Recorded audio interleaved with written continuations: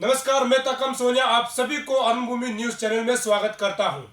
वंदे मातरम, हिंदुस्तान जिंदाबाद, भारत माता की जय जब नारा गूंजता है तो पूरे भारतीयों के रोंगटे खड़े हो जाते हैं। साथ ही साथ हिंदुस्तान के लोग एक भारतीय होने का गर्व महसूस करता है और सेना के साथ हमेशा खड़े रहते हैं।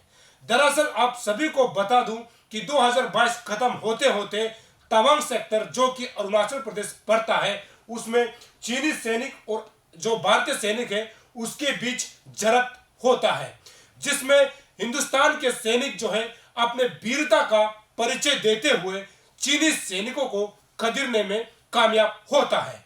इसका मतलब यह समझा जा सकता है कि भारतीय सैनिक किस प्रकार से अपने सीमा को सुरक्षा और रक्षा करने में हमेशा कामयाब रहते हैं, और ऐसे हम लोग समझ सकते हैं कि हमारे भारतीय सेना हमेशा तत्पर देश को रक्षा करने में करे रहते हैं।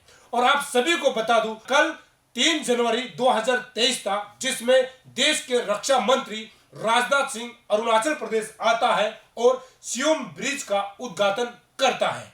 सियोम ब्रिज को जानना जरूरी है। अगर आप इसको युद्ध के लिहाज से या फिर सेना के लिहाज से या फिर जनता के लिहाज से देखेंगे तो ये ब्रिज जो है बहुत ही इंपॉर्टेंट रोल अदा करने वाला है आने वाला समय में। सियोम ब्रिज दरअसल यमक्योंग से तुटिंग को भी कनेक्ट करता है, एलोंग को भी कनेक्ट करता है। यमक्योंग की जब हम बात करते हैं, यमक्योंग से आगे तुटिंग पड़ता है जो कि भारत का सीमा है, और उसी सीमा में भारत का आखिरी बस्ती भी मौजूद है। आने वाला समय में अगर युद्ध के लिहाज से भी हम देखेंगे तो इसी सियोम ब्रिज से हो करके हमारे भारतीय सेना जो है तुतिंग तक आसानी से पहुंच सकता है। साथ ही साथ भारतीय सेना के जो साज सामान, जो भारी भी सामान होता है, उसको भी ले जाने और ले आने में कोई दिक्कत नहीं होगी। और इसी ब्रिज की जब हम बात करते हैं तो उसी बेल्ट का जितना भी जो जनता है, अरुणाचल की जनता है, उसके लिए भी फायदेमंद साबित होगा। चाहे आप उसको बिजनेस में देखेंगे, चाहे आप जो यात्री आना जाना करेंगे उसके लिहाज से भी देखेंगे, ये ब्रिज जो है बहुत इंपॉर्टेंट रोल अदा करने वाले हैं। लेकिन आपको समझना होगा कि राजनाथ सिंह यहाँ आकर के जो BRO द्वारा यानी बॉर्डर रोड ऑर्गेनाइजेशन द्वारा बनाया गया ये सियोम ब्रिज का उद्घाटन करना, ये दिखलाता है कि ये कहीं ना कहीं सेना के लिहाज से बहुत खास मायने रखता है। और आपको ये भी बता दूं जानकारी के लिए कि उस वक्त जब इस ब्रिज का उद्घाटन किया गया था उस समय मुख्यमंत्री पेमा खांडू ने भी कहा है अपने भाषण में कि ये जनता के साथ साथ सेना के लिए बहुत उपयोगी साबित होने वाला है। ऐसा ही जब राजनाथ सिंह ने भी उस समय अपने भाषण में ये कहा था कि ये जनता के साथ ही सेना के लिए सबसे बड़ा फायदेमंद साबित होगा अगर हम युद्ध के लिहाज से देखेंगे। इस चीज को करते हुए जब सीएम पेमा खांडू ने भी कहा था कि ये ब्रिज को उद्घाटन करते हुए राजनाथ सिंह ने इसका और 28 इसे परियोजना है जो भारत सरकार की तरफ से दिया हुआ है उसका भी उद्घाटन किया है।